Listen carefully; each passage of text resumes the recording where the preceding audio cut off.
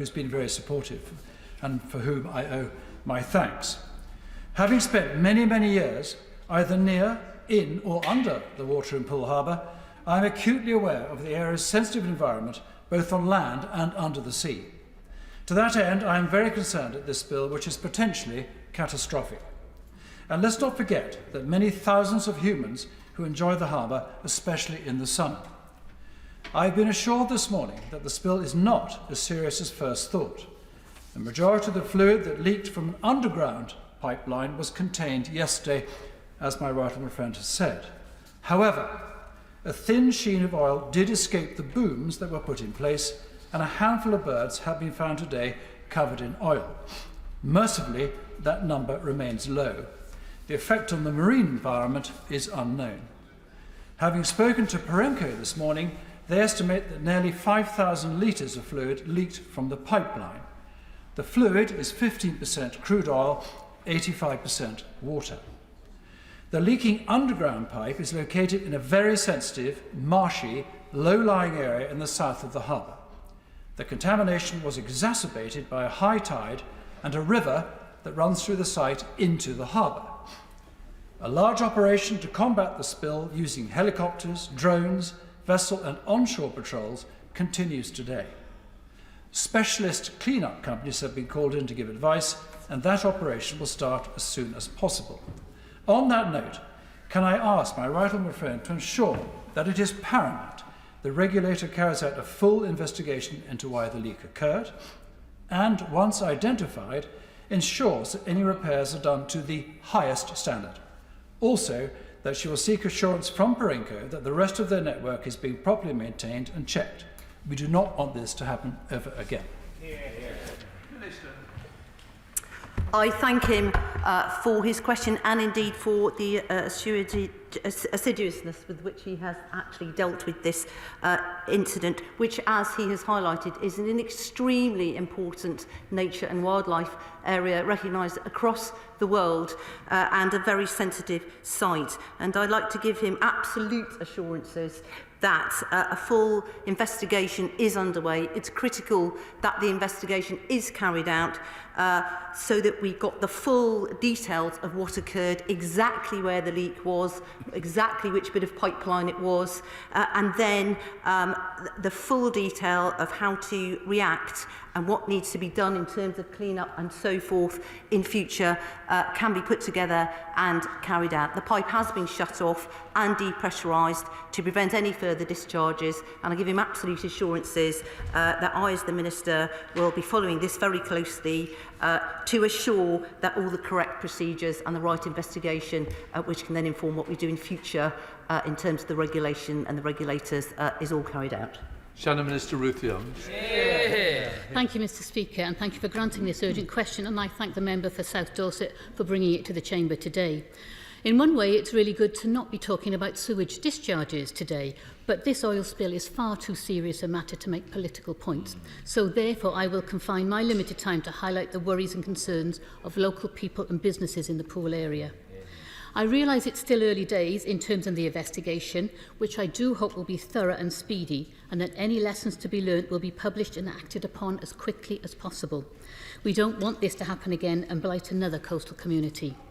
So can the Minister enlarge on her previous responses, and in particular, can she outline what work the Department and the Environment Agency are undertaking together to address the impact this incident could have on the local population and environment in Dorset, not just in the site but in the surrounding area? And what is the Government doing to assess the impact on small businesses which rely on the harbour for trade, and what support will be made available to them? And will the Minister confirm that the relevant agencies will have the full support they need to address this incident, including manpower? And finally, Mr Speaker, the Poole Harbour Commissioner's latest oil spill contingency plan appears to be dated July 2021, although the review date was August 2022. So can the Minister confirm if this is indeed the latest version, if the stated review was carried out in 2022, and if so, what was the outcome?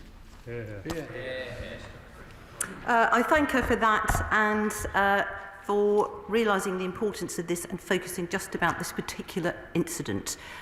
We are taking it extremely seriously. The investigation is underway. All of the right protocols are in place, and that's why the Poole Harbour Commissioners have activated their emergency oil spill response plan, and that's why specialist oil spill companies are assisting with the operation. The Dorset Local Resilience Forum has already set up and convened its strategic coordination group with all the relevant bodies that have take part in that, which includes the commissioners themselves, but also the EA and the Marine Coastal Agency, Coast Guards Agency, and they are all inputting into this, as to our Natural England, who have set up their Southwest Environment team to do their work, all of which will feed in to giving us the details that we need to make sure the full measures are taken and we can understand exactly what has occurred here. I would like to give her assurances that the harbour remains open as usual. The ferry service is working, the local beaches are open, although as a precaution the public have been told to avoid using the water for recreational purposes in Poole Harbour until further updates are available. Mr Robertson. Can I fully support my honourable friend, Member for South Dorset, and the comments that he's made? Of course, the Harbour Commissioners have planned for this sort of thing over the years, and they're constantly updating their plans. The latest information is that 60 to 70% of the oil on the surface yesterday has actually been reduced, so we're well on top of the situation. A couple of points. Clearly, this has an impact on public confidence, which is why we need an inquiry just to look at it. This is a mature field that has been producing for over 40 years, and it may be that some of the pipes do need replacing. And secondly, there are fishermen and a number of companies in Poole Harbour who generate seafood and export it to France, and if there is any temporary suspension of their ability to do that, there may be a question of compensation, and I and my colleagues may wish to be talking to the Fisheries Minister on that. Okay, I thank him for that and also for the work that he has also been doing on this. And he's absolutely right. It is about giving assurances, which is why it's so critical that this investigation is undertaken fully and in all of the right way. As he said, actually, this oil field has been worked since 1979, and this is the first incident of really any kind like this that has occurred. But it has to be dealt with extremely seriously, and I believe it is being with all of the right teams being brought to bear to give us the information we need and the assurances that we need going forward. And actually, the UK Health Security Agency, people should follow their advice in terms of any kind of advice in terms of seafood and eating seafood. And of course, I will relay to the Fisheries Minister that he will be in touch if necessary.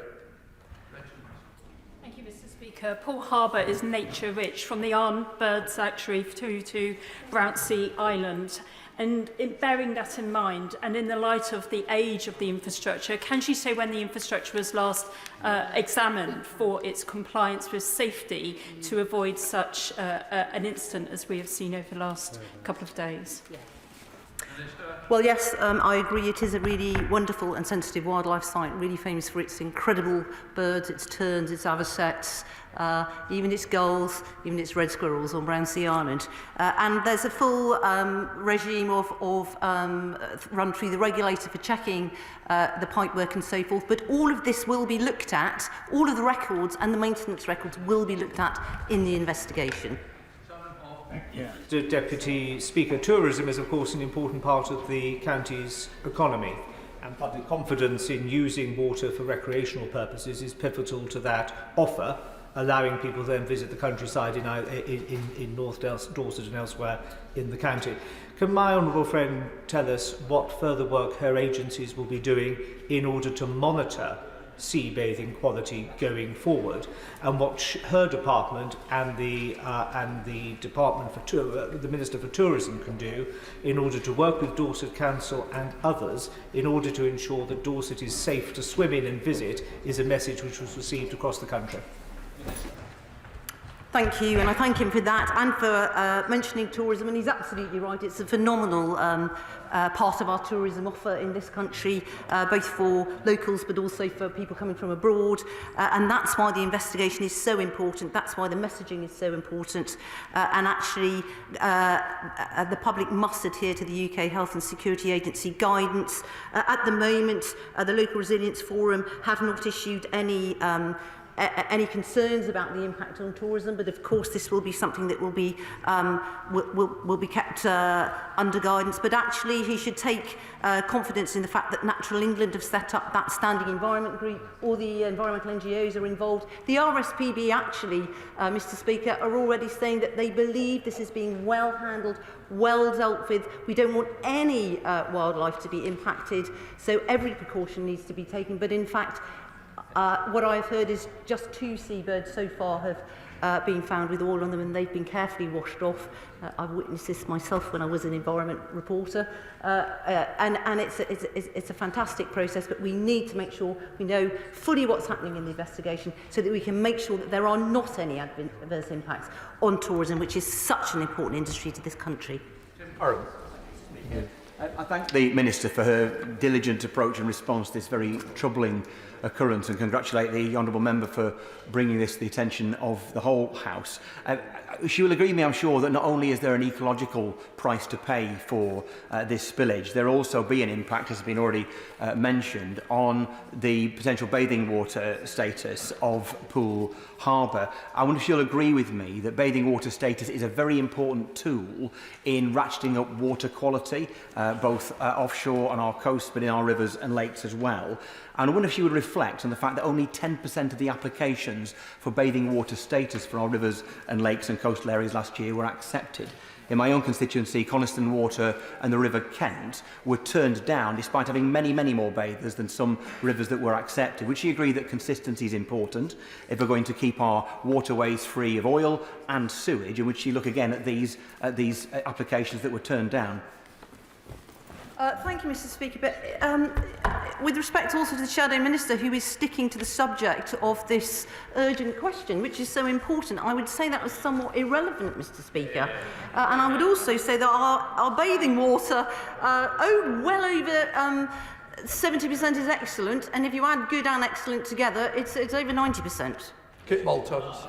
Mr. Speaker, as a number of members have pointed out, not least my honourable friend who secured this important question, the Dorset coast forms part of an incredibly fragile ecosystem across much of the south coast. Part of its fragility and uniqueness is that it's fed by a network of chalk streams. 80% of the world's chalk streams are in our part of the world. In January, the River Anton, which flows through my constituency, saw a not dissimilar spill, 30,000 litres of oil into the river. I wanted to commend the Environment Agency on their swift response. They tell me they've recovered about 17,000 litres and work is underway to recover the rest. However, while there will obviously be an investigation into the cause of the spill, and if there is culpability, that will be applied, and there may well be consequences. I wanted to understand from the Minister where the accountability and the transparency lies with the Environment Agency for the conduct of that investigation. In a police environment where an investigation takes place, we have a Police and Crime Commission and a panel of accountability for the police for the work that they do. With the Environment Agency, the system is more opaque. How can my constituents have confidence that an investigation is conducted with alacrity, and if there is culpability, it's applied appropriately? Minister. Thank you. I can assure him that that's why the investigation is so important. The correct information has to be gathered, and also we need to be careful about spreading fears about what exactly the pollutant was. That's why the investigation has to take place, and why the exact makeup of that pollutant needs to be fully known. And then the EA, of course, would investigate if there was enough evidence to suggest that potentially a crime had been committed. And if a crime has been committed and a due process is followed, of course, fines are possible under the EA. So I want to give him those assurances. Corinne McCarthy. Thank you, Mr. Speaker. Obviously, the priority is to make sure that this incident is cleaned up. But what lessons will the government learn about the wisdom of allowing future drilling in environmentally important sites? I'm thinking particularly the Rosebank site to go in through a marine protected area. We need to learn lessons when incidents like this happen. Can the Minister assure me that she'll be speaking to her colleagues? I thank her for that, and of course I'd be the first minister to say we need assurances to look after our wonderful sensitive environmental sites, but actually this oil field has been worked since 1979, as far as I understand it, it's the largest onshore oil field in Europe. And so whilst this investigation has to take place, we have to find out what happens, and if anything needs correcting, that needs to be done. But I don't think we should be spreading fear about this particular operation or others like it. They're just an important part of our energy makeup. Rowan Lucas. Thank you, Mr. Speaker. Poole Harbour is indeed a haven for wildlife and home to rare species, so this is incredibly saddening. The Minister says that she wants to ensure this disaster isn't repeated, but she must know that wherever there is drilling, there is some spilling, a staggering 721 oil spills in the North Sea alone over the last 3 years. Just last month, the Planning Inspectorate overturned West Sussex County Council's refusal of permission for more testing for shale oil reserves in Bolcombe, beneath the high-wheeled area of outstanding natural beauty. Given the huge risks to the natural world when things go wrong, will she speak to the Secretary of State for Levelling Up and ask him to review this decision? Minister. It's all about balance. It's really important that we protect our natural environment, particularly in areas as precious as the Poole Harbour area, because that's as important to our economy as the oil. It's all about balance, and it's all about ensuring that this investigation is correctly carried out as swiftly as possible, and anything that needs to be put in place to enhance the environmental protections and measures that we have must be put in place. And I would say that for any other similar project. Ben Bradshaw. I was a little bit surprised, Mr. Speaker, that the Minister could not answer my honourable friend, the member for York's question about who was responsible for regulating this facility. Maybe she's got the answer there on a piece of paper, regulating this facility and when it was last inspected. If she doesn't know and can't get the answer from officials before the end of this question time, perhaps she put a written statement in the House. Minister. I thank him for that, but I did actually say that all of those records will be assessed. The maintenance records and dates will be assessed. If he wants me to write to him about that when we know the exact detail, I will give him assurance that we will do that. But all of that detail is absolutely critical to the investigation. Jim Shannon. Mr. Speaker, can I thank the Minister very much for her diligence and for a clear commitment to address the oil spill at Poole. When we had a spill in one of our local rivers back home, environmental work was carried out immediately to replenish the wildlife with local conservation bodies.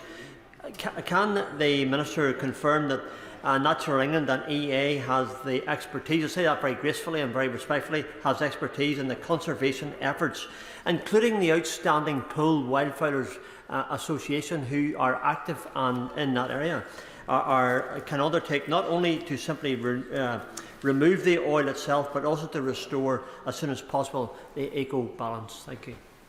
Minister. I thank him for that, and again raising the issue of the importance of the environment and conservation of the area. Already that standing environment group has been set up by Natural England. That's in addition to the investigation that's underway. They've brought in the environmental groups who have a great deal of knowledge in the area and run many of the wonderful nature reserves there, and including the RSPB, who are really doing their bit as well. And we've actually got a clean-up team, a shoreline clean-up team out right now, both onshore and in boats, gathering data so that we know exactly what's happening. All of that will be fed into the investigation. That completes the urgent question. We'll come to the statement. Let